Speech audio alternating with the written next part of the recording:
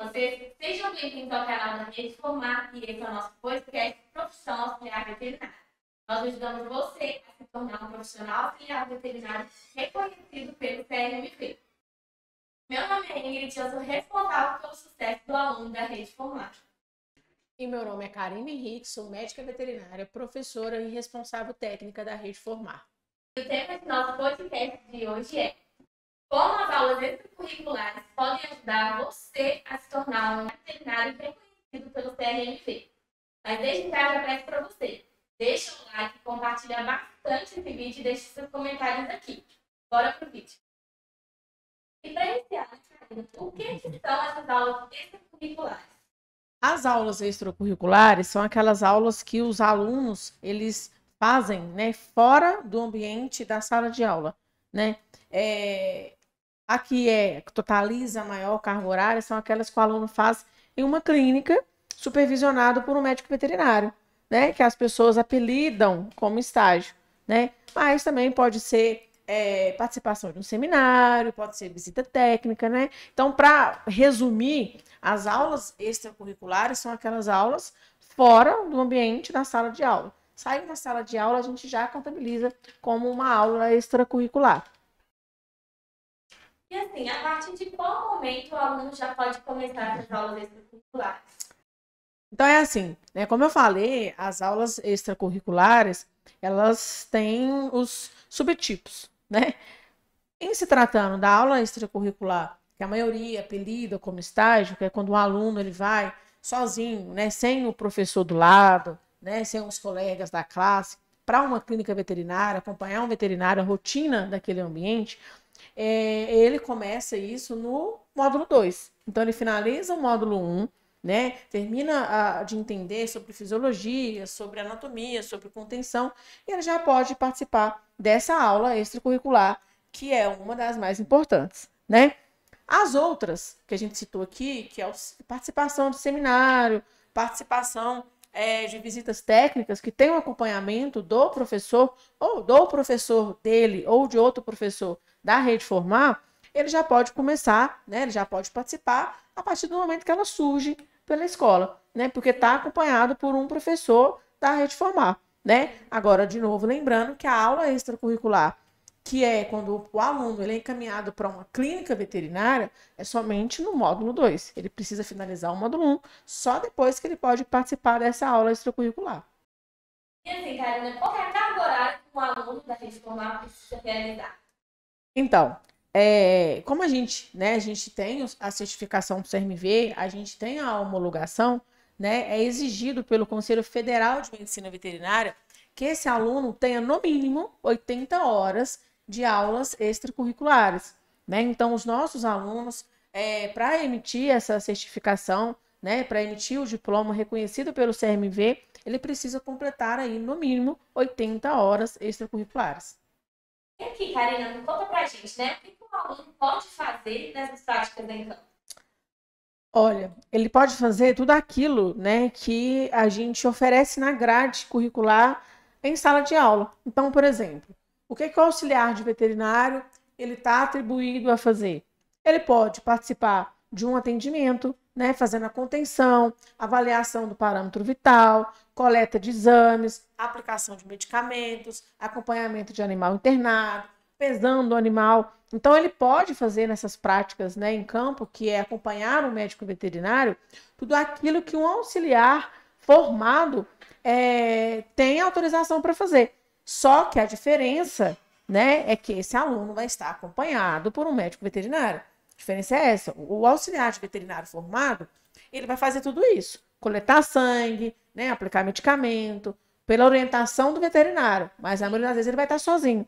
O nosso aluno, quando ele está em prática de campo, ele já vai começar a colocar em prática aquilo que ele aprendeu em sala de aula, aquilo que lá na frente, né, vai ser uma das funções do emprego dele, porém com o veterinário um pouco mais em cima, né? Porque, por exemplo, vamos supor, você ainda está em formação, eu não posso deixar você, eu como veterinária, né, coletar sangue de um animal sozinha, porque você viu isso na aula ainda, na teoria, né? Você sabe, você pode saber os frascos, para que usa, mas você ainda não teve a técnica, a prática. Então, a prática de campo, ele vai fazer tudo isso, porém com o veterinário um pouco mais em cima, supervisionando. E é claro que, né, isso vai depender também de clínica, da clínica que ele vai participar. Então, a gente tem aluno que já fez estágio, por exemplo, comigo, que já participou de cirurgia, né, que participou tanto da preparação do animal para uma cirurgia, até o momento da cirurgia, colocou o capote, a emoção vem, né? Colocou o capote, ajudou no procedimento, ajudou na limpeza, ajudou no pós, né? Então, assim, tudo que ele faria, que ele vai fazer quando ele estiver formado, ele já começa a fazer antes de formar para entender, para ver como que realmente funciona. Sim, e assim, pode fazer dentro das aulas classe. Olha, o que eu sempre falo com os meninos é o seguinte: não faça nada que o veterinário não tenha autorizado. Então, por exemplo, tá lá, você sabe que o auxiliar, né, você como aluno sabe que o auxiliar pode coletar sangue.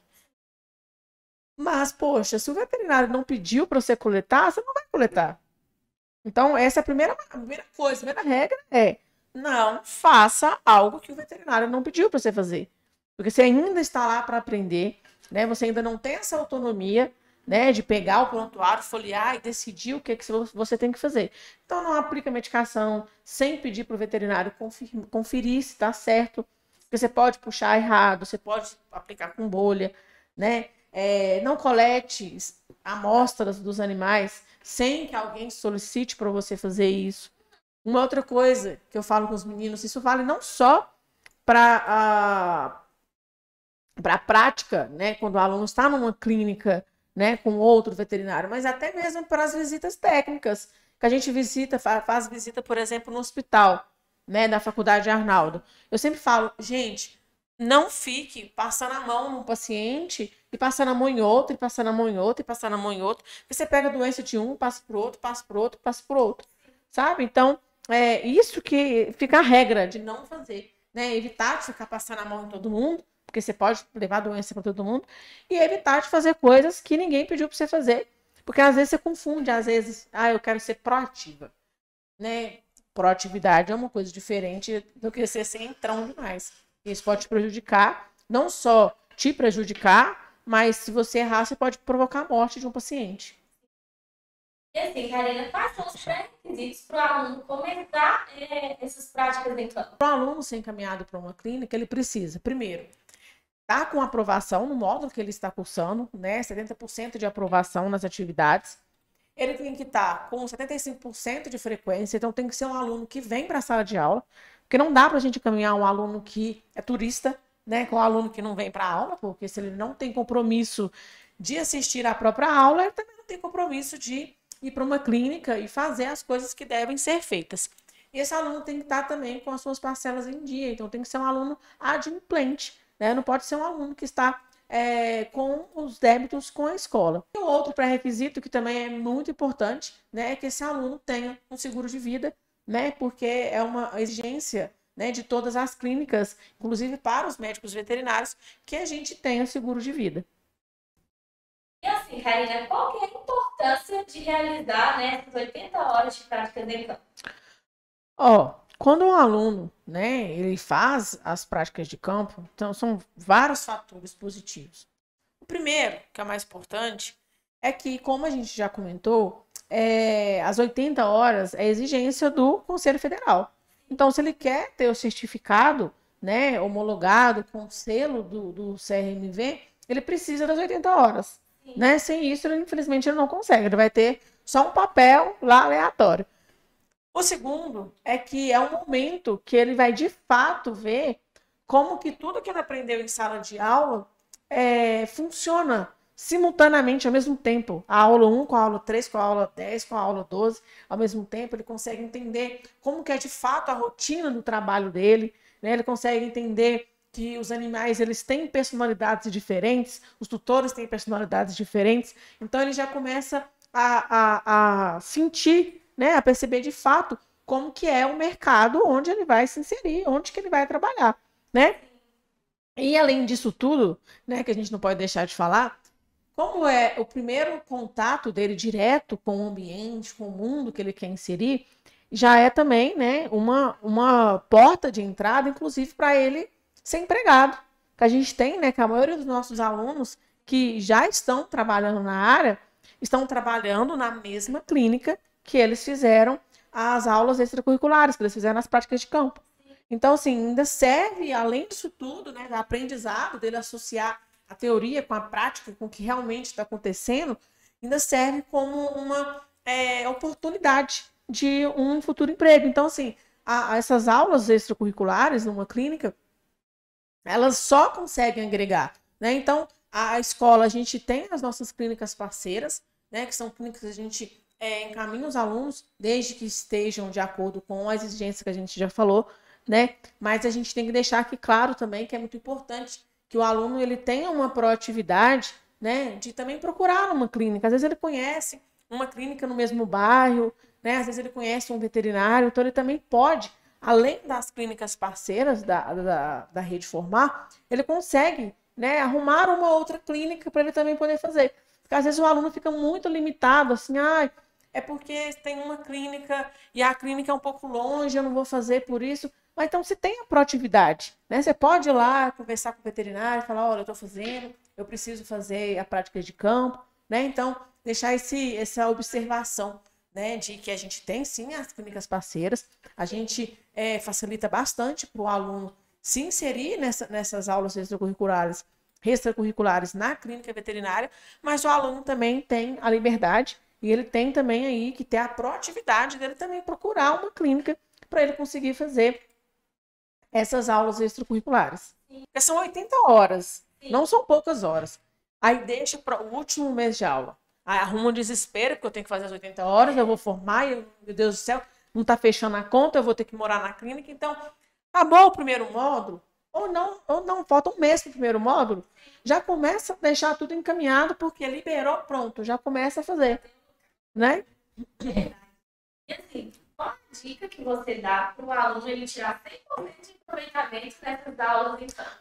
Então, são várias dicas, em geral. A primeira, não por ordem de importância, mas é o aluno ser pontual.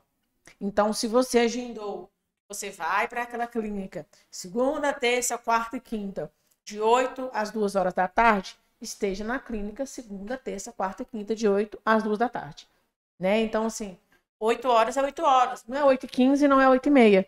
2 horas são 2 horas, não é meio-dia e meia, eu vou sair. Não. Então, tenha o compromisso de estar lá no horário que você se comprometeu a estar.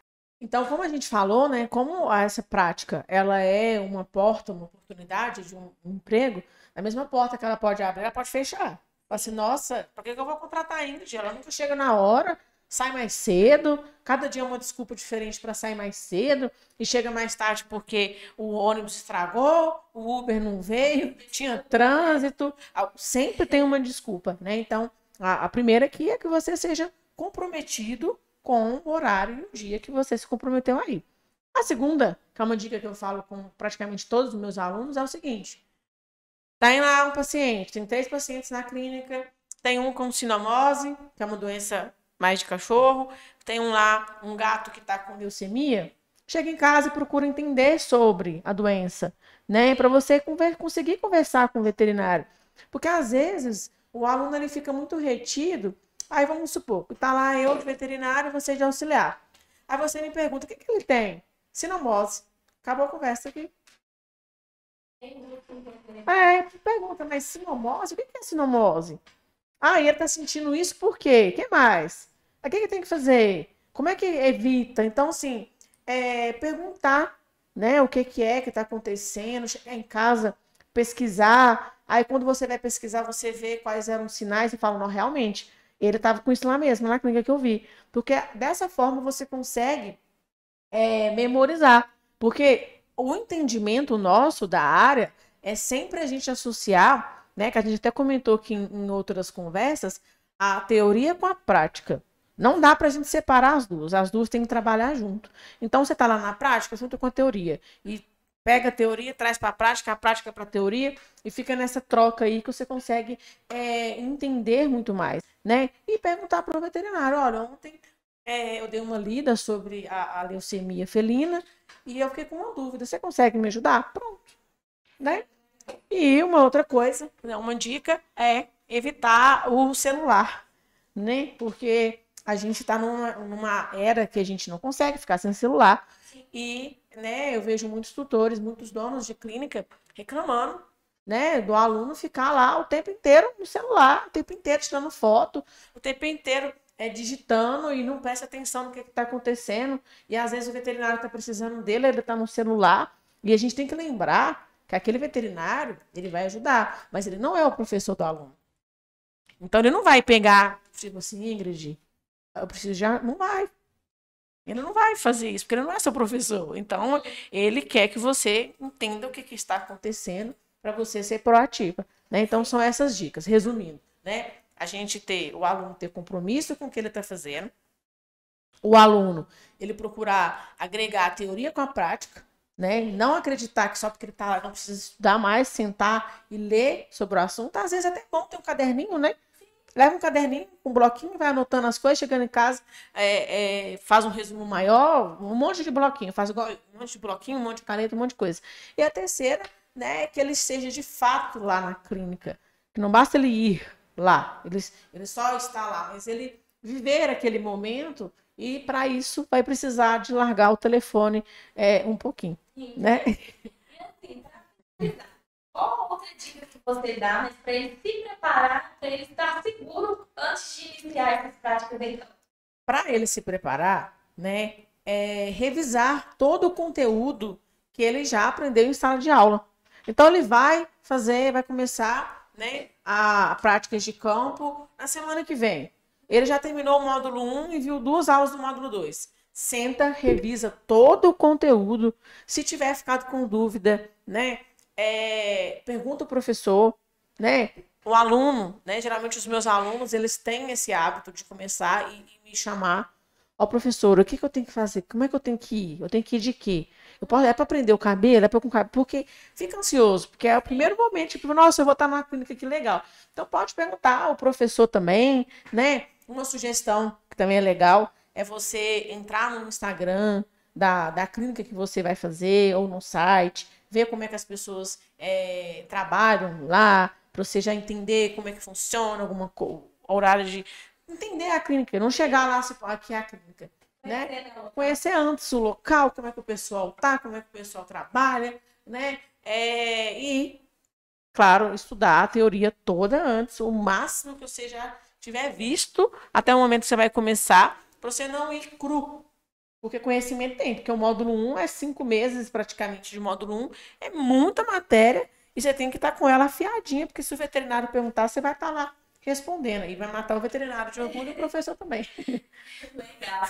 Muito obrigada, Karina, por esse bate-papo de hoje. Você quer deixar algum recadinho? Olha, o recado é que os meninos, né, eles, de fato, eles vivenciem, né, esse momento deles estarem fora da sala de aula, né, que eles estejam lá presentes mesmo, porque dá para aprender bastante coisa e dá principalmente para ele ver se ele realmente quer, né, essa área e entender como que é a área que ele vai se inserir no mercado de trabalho e vai fazer igual eu, vai ficar lá até ficar velho. Então já tem que aproveitar o momento. Então eu vou ficando por aqui. Muito obrigada para vocês e até o próximo. É isso, gente. Esse foi o nosso podcast de hoje. Já peço para vocês, deixe seu like, compartilhe esse vídeo com a sua turma, que com certeza deve ter alguém, né, que tem alguma dúvida. Compartilhe esse vídeo, deixa bastante comentário aqui. E é isso, até o próximo podcast.